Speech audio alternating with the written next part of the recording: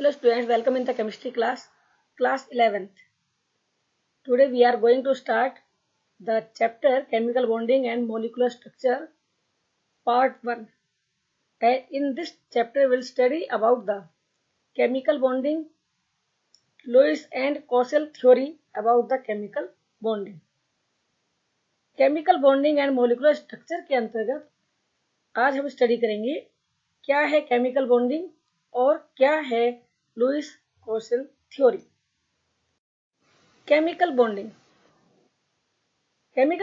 it is the force of attraction which holds together constituent particles like atoms, ions or molecules in different chemical species, that is chemical bond.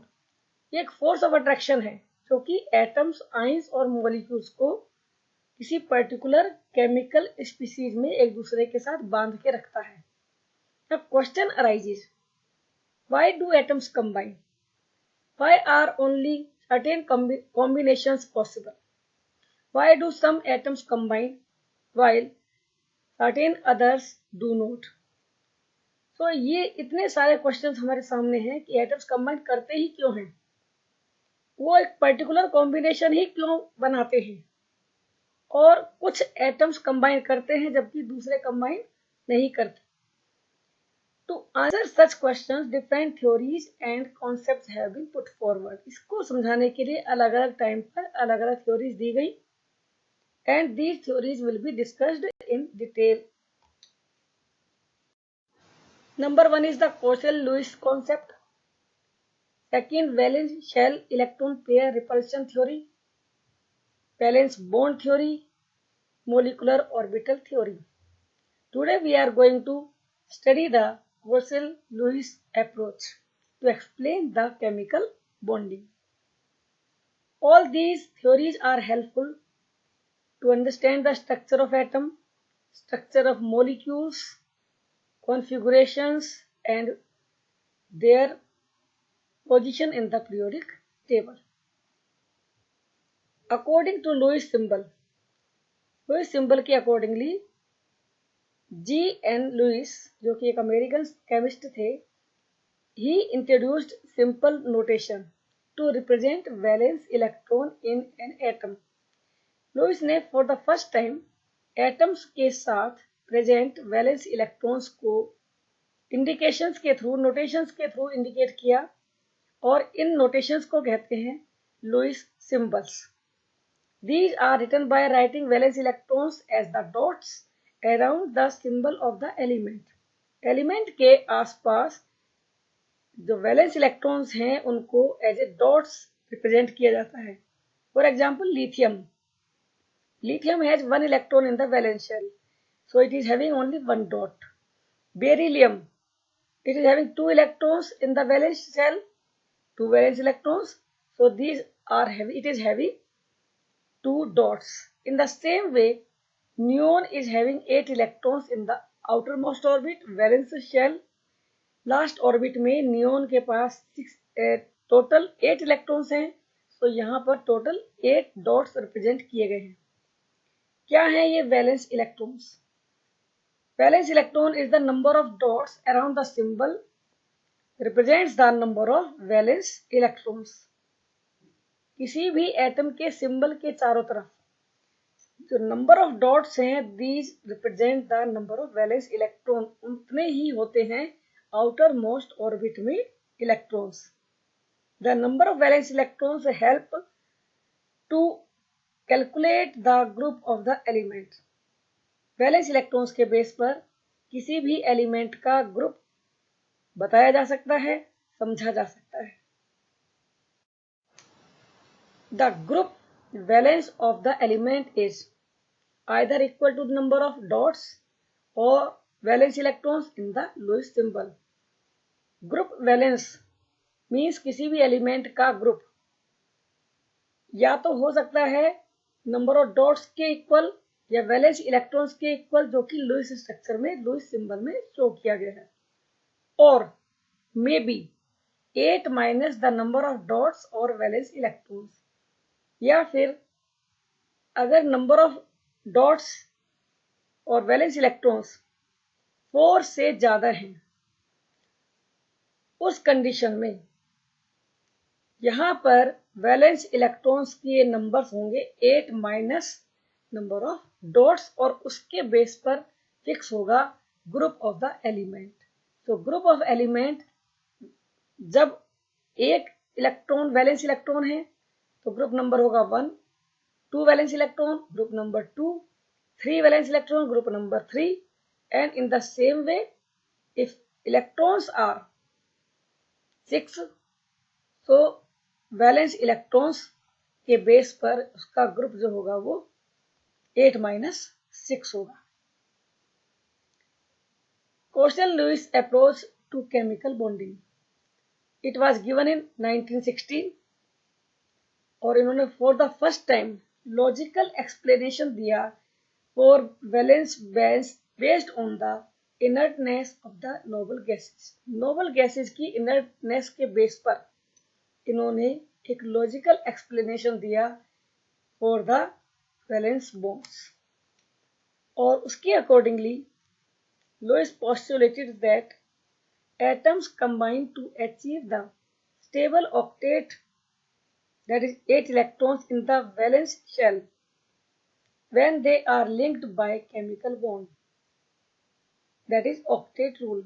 इसके accordingly atoms combine करते हैं अपने nearest noble gas की stable octet. Octet means 8 electrons in the valence shell, because inert gases like helium, neon, argon, helium को छोड़ के बाकी सबके लास्ट ऑर्बिट में 8 इलेक्ट्रॉन्स हैं और ये सब इनर्ट्स हैं।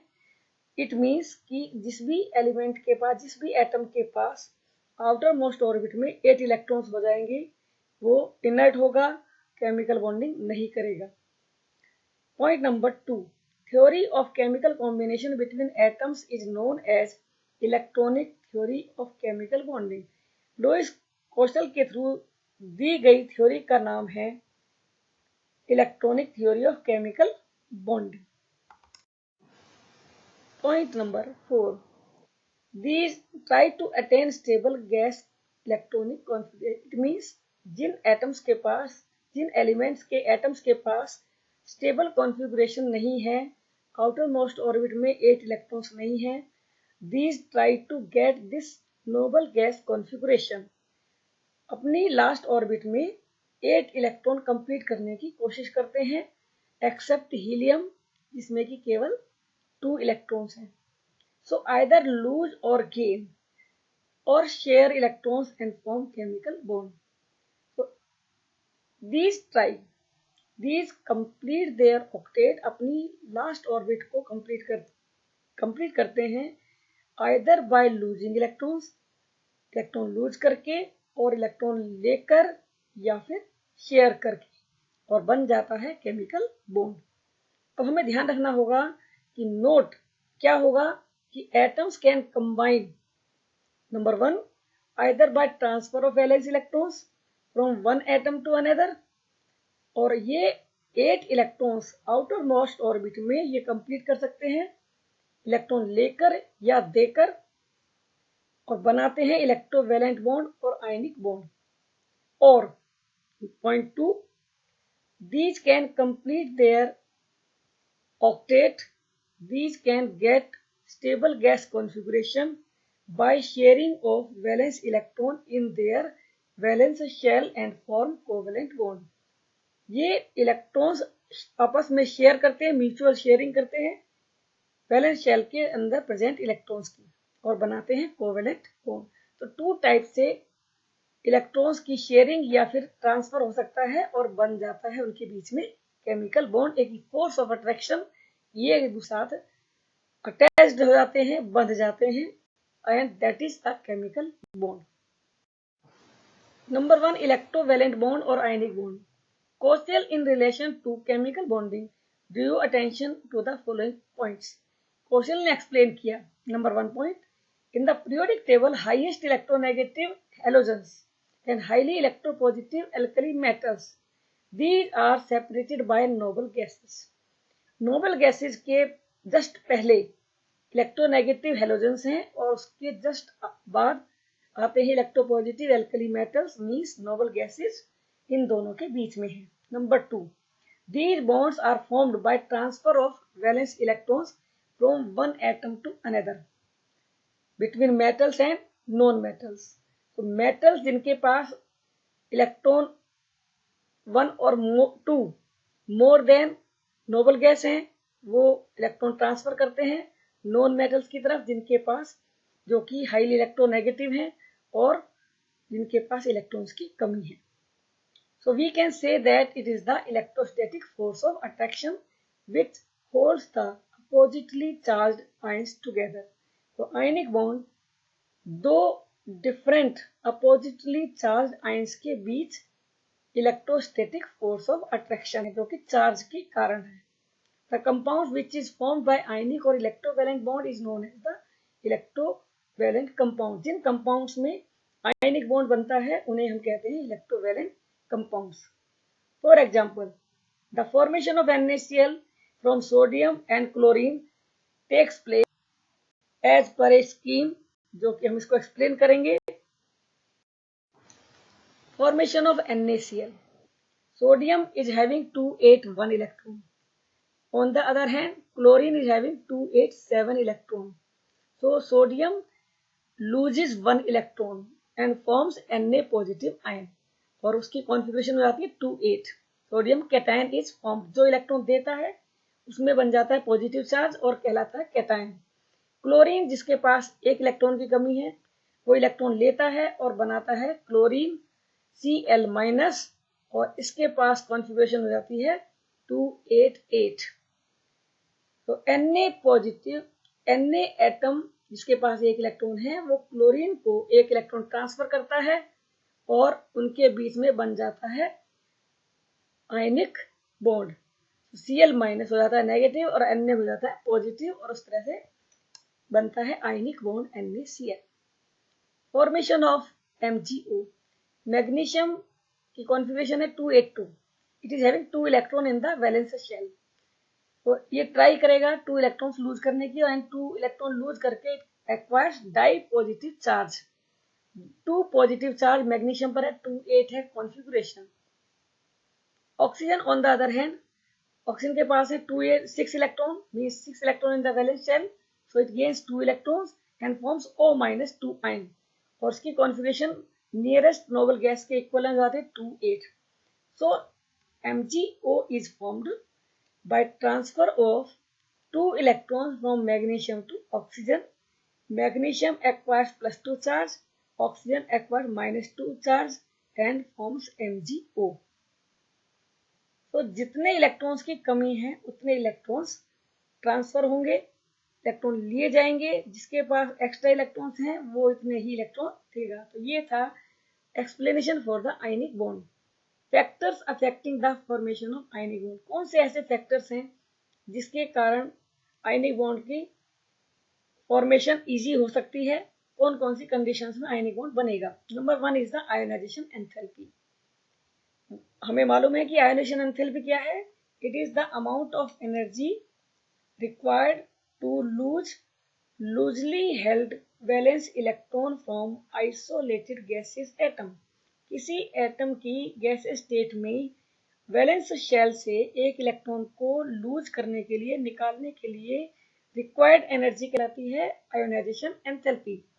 तो जितनी आयोनाइजेशन एंथैल्पी कम होगी, lesser the ionisation enthalpy, easier will be formation of the cation, उतनी ही आसानी से इलेक्ट्रॉन लूज होगा और कैटायन फॉर्मेशन होगा, और ज्यादा से ज्यादा चांसेस होंगे to form an ionic bond, उतने ही ज्यादा चांस होंगे एक आयनिक बॉन्ड को बनाने के लिए। So alkali metals have more tendency to form ionic bond। alkali metals की सबसे ज्यादा टेंडेंसी होती है आयनिक बॉन्ड को बनाने की। Number 2 point, electron gain enthalpy, इसको हम इलेक्ट्रॉन एफिनिटी भी कहते हैं। Greater the negative electron gain enthalpy, easier will be formation of anion। सबसे पहले what is electron gain enthalpy, it is the amount of energy released when one electron is added in the outermost orbit, that is valence shell of an gaseous atom in gas state, and as the energy is released, so it is having negative sign. So greater the negative electron gain enthalpy, जितना ज्यादा energy निकलेगी negative में, जितना ज्यादा होगी उतनी ही easily anion formation होगा, and so the probability of forming the ionic bond. For example, halogens possess high electron affinity. Halogens are most electronegative element. These require only one electron to complete their stable gas configuration, complete their octet. So ये बहुत easily one electron gain करते हैं और बनाते हैं anions, and these easily form the electrovalent compounds. Point number 3, lattice energy or enthalpy. First of all, what is this lattice enthalpy or energy? It is defined as the amount of energy required to separate 1 mole of ionic compound into separate oppositely charged ion, or amount of energy released when 1 mole of ionic bond from oppositely charged ions is formed. Means amount of energy released required, जब हम 1 मोल ionic compound को तोड़ते हैं उसके oppositely charge ions में, या फिर वो अमाउंट ऑफ एनर्जी जो रिलीज होगी जब 1 मोल आयनिक बॉन्ड बनेगा from oppositely charge ions. Oppositely charge ions Na positive and Cl minus जब कंबाइन करेंगे इन सिंपलेस्ट रेशियो, जो अमाउंट ऑफ एनर्जी रिलीज होगा दैट इज लैटिस एंथैल्पी. तो जितनी ज्यादा लैटिस एंथैल्पी होगी उतना ही स्ट्रॉन्ग बनेगा ionic bond. Means chances of formation of ionic bond are stronger. Lattice enthalpy, lattice energy of an ionic compounds depends upon following factors. Lattice energy depend करती है, number 1, size of the ion. Smaller the size greater will be lattice energy. जितना small size होगा उतनी ज्यादा lattice energy होगी. Number 2, charge on the ion.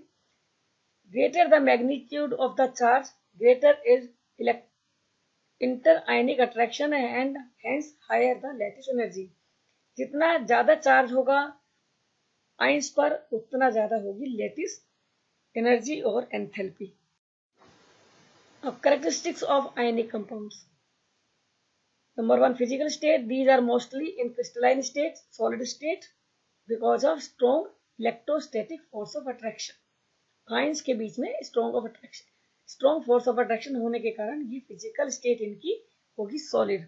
Melting and boiling point. Since ionic compounds contain high inter ionic force of attraction, so these have high melting and boiling point. क्योंकि electrostatic force of attraction strong है इसलिए इनका melting point, boiling point high होगा. Solubility. These are soluble in polar solvents.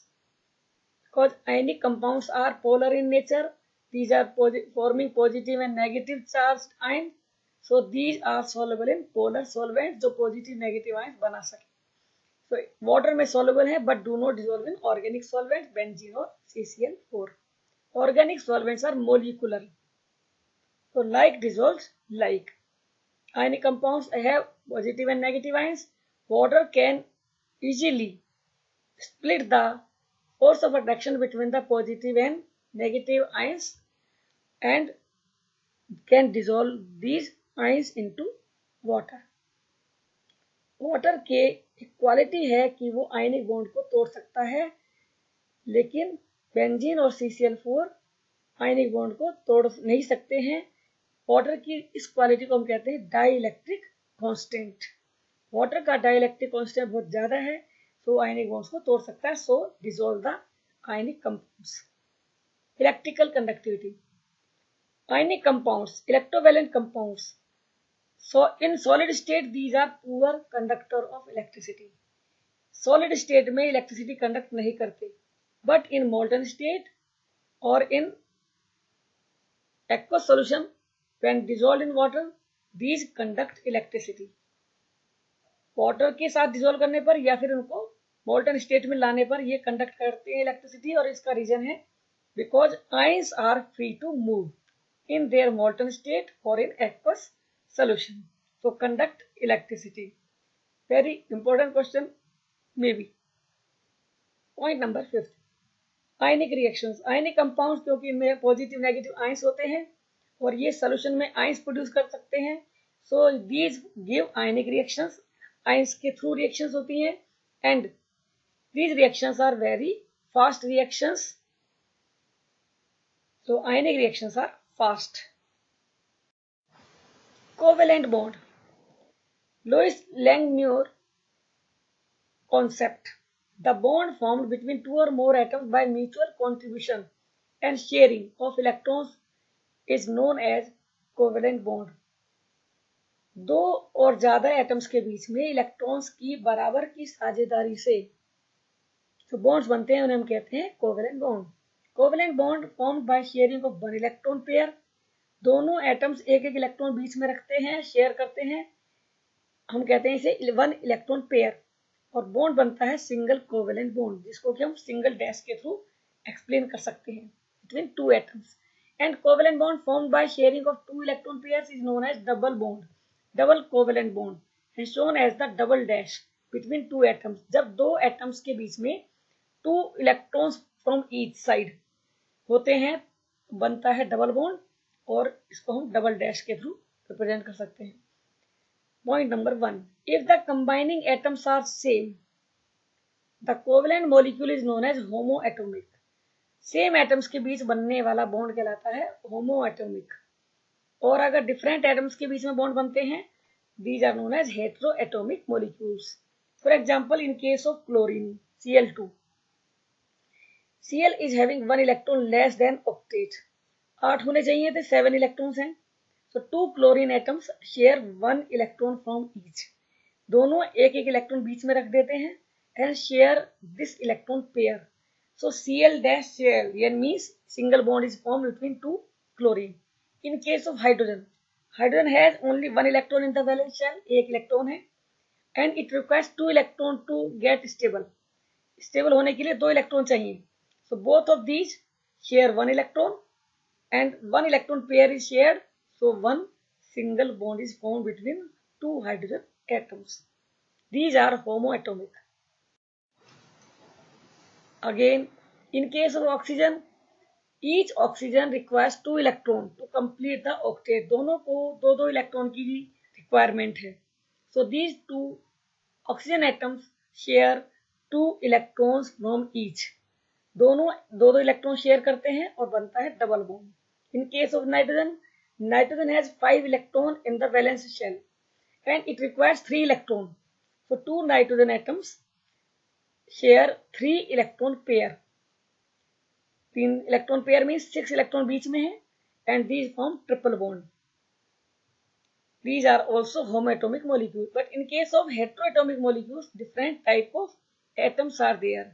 For example, CO2. Centre में carbon है and it requires 4 electron because it has 4 valence electron. Oxygen requires only 2 electrons. So carbon shares 2 electrons with both oxygen atoms separately. दोनों oxygen के साथ separately दो दो electron की sharing करता है और दोनों के साथ बनाता है double bond. C double bond O, C double bond O. In case of CH4, carbon has 4 valence electrons, so require 4 electrons, but one hydrogen requires only 1 electron. तो हाइड्रोजन को तो केवल एक इलेक्ट्रॉन चाहिए और कार्बन को चाहिए 4 electrons. So 4 hydrogen atoms share 1 electron from each with carbon. Carbon के साथ एक एक इलेक्ट्रॉन की साझेदारी करते हैं 4 हाइड्रोजन एटम्स और बनाते हैं CH4. It is heteroatomic because two different type of atoms or elements are used in formation of these molecules. Characteristics of covalent compounds. Physical state. They exist in all states, solids, liquids and gases. तीनों states में पाए जा सकते हैं, mostly solids, but also found in liquid state, and these are also found in gaseous state. Melting and boiling points. The melting and boiling points of covalent compounds are generally low because covalent bonds are weaker in nature. Solubility. Covalent compounds are insoluble in water but dissolve in organic solvents like benzene and CCl4 because these are covalent in nature. So dissolve in covalent solvents, benzene and CCl4. Electrical conductivity. These are non-conductor of electricity in solid state, molten state or in aqueous state of molecular reactions. Covalent compounds are molecular in nature, पूरे complete molecule की form में है. So these show molecular reactions और ये reactions होती हैं slow. Now limitations of the octet. हमने study किया कि electrovalent bonds and covalent bonds formation होता है due to tendency to acquire the complete octet और यही कहलाता है octet rule. But there are some limitations. Number 1, in some cases central atom has less than 8 electrons but compound is stable. Compound stable है लेकिन central atom के पास less than 8 electrons हैं और ये एक लिमिटेशन है. Example LiCl, lithium chloride. Lithium के पास valence shell में केवल 2 इलेक्ट्रॉन है और ये स्टेबल है फिर भी. BeH2 के पास 4 इलेक्ट्रॉन है, ना तो 2 है ना ही 8 है, but it is stable. BCl3, boron is having only 6 electrons in the valence shell after bonding but it is stable. So 8 electrons होना जरूरी नहीं कि 8 इलेक्ट्रॉन्स ना होने पर भी कंपाउंड स्टेबल नहीं होगा. सम मॉलिक्यूल्स है ओड नंबर ऑफ इलेक्ट्रॉन्स. कुछ ऐसे एग्जांपल्स हैं जिनमें इलेक्ट्रॉन्स के नंबर ऑड इलेक्ट्रॉन्स हैं सेंट्रल एटम के पास. And octet rule is not applied for all the atoms. और सभी के एटम्स के लिए ऑक्टेट रूल फॉलो नहीं हो रहा है. For example NO, where N is having 1 odd electron but oxygen is having complete octet. Point number 3, there are many compounds which have more than 8 valence electrons around the central atom and this form is known as the expanded octet. Means some examples में central atom के पास 8 से ज्यादा valence electron हैं और इस state को हम कहते हैं expanded octet state. For example PF5, PCl5, SF6, H2SO4. In case of PF5, P is forming single bond with 5 fluorine and so it is having 10 electrons around the P atom. In case of SF6, sulfur is bonding with 6 fluorine and forming 6 single bonds. So total 12 electrons are present on the sulfur atom. 12 electrons around the sulfur atom in case of H2SO4. So these are against the octet rule. यहाँ पर octet rule follow नहीं होता है.